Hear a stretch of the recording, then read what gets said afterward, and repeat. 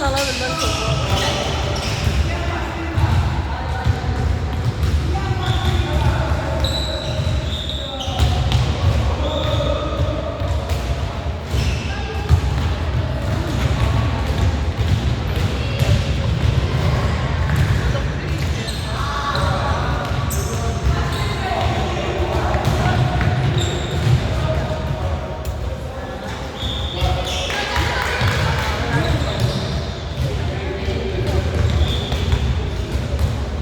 Mənim də qızıma top verin də, paxırlar.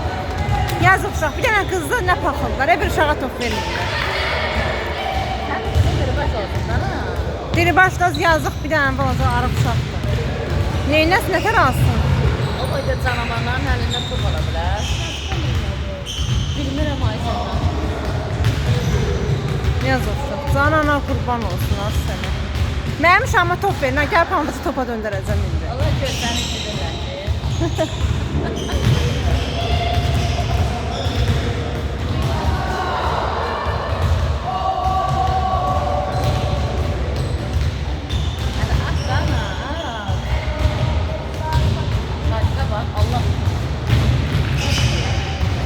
Sadiqin əli.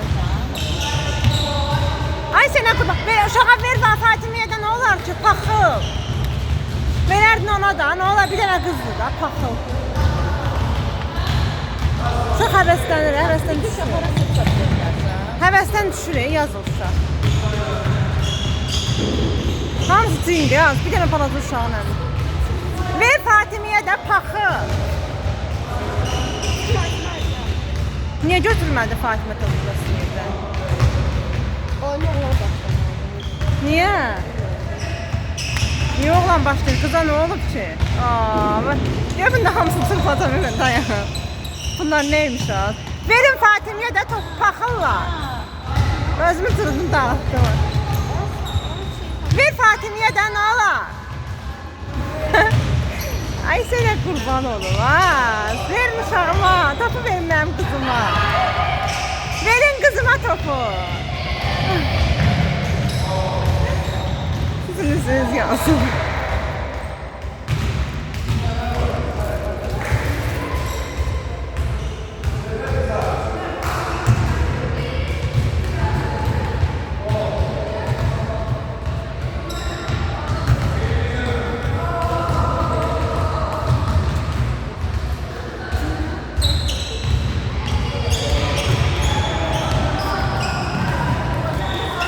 Ay Allah, yazıq uşaq.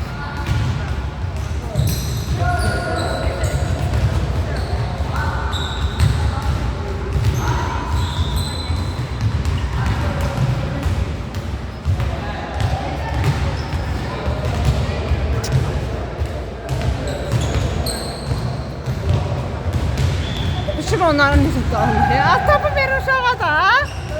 Oy.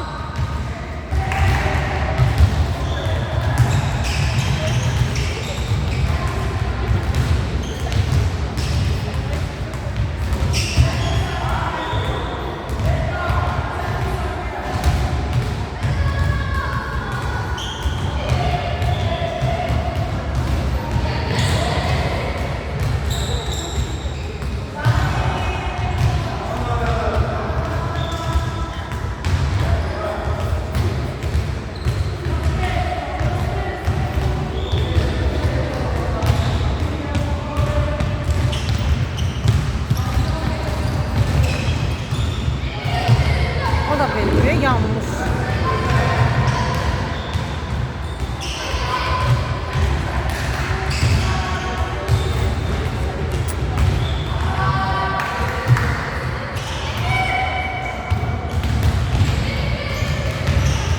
Biraz kızı sayırlar.